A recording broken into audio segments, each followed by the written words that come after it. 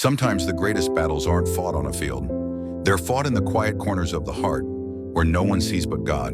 And few people in Scripture show this more clearly than Joseph. Joseph was a young man ripped away from his home, betrayed by his own brothers, sold into slavery, and placed in a land that didn't share his faith, his values, or his God.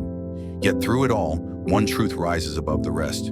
Joseph walked with God when nobody else would have blamed him if he didn't. But then came one of the greatest tests of his life, a temptation so strong, so relentless, so private, that many men before him and many men after him would have fallen. Potiphar's wife cast her eyes upon Joseph. Day after day, she tried to pull him into sin. She offered comfort, pleasure, escape from pain, and a moment of relief in a life that had already been nothing but hardship. But Joseph did something powerful. He didn't argue with the temptation. He didn't sit in the room and explain himself. He didn't try to manage it or reason with it. He ran. He ran because he feared God more than he desired sin. He ran because he had already settled in his heart who he belonged to. He ran because he knew that one moment of pleasure could destroy a lifetime of testimony.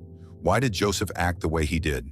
Because long before temptation ever knocked on his door, Joseph had already chosen his master.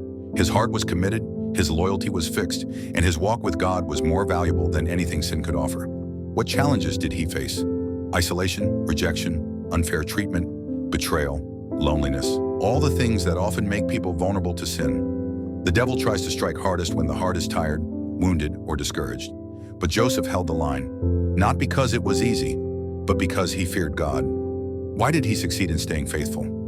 Not because he was stronger, not because he was superhuman, and not because he was perfect, but because he stayed close to the Lord. When temptation came, Joseph wasn't standing in his own strength, he was standing in God's. And that's the lesson for us. Temptation will come. It comes to the old, the young, the strong, the weak, the lonely, the successful, the discouraged, to all of us. But victory is possible when the heart is settled before the battle ever begins.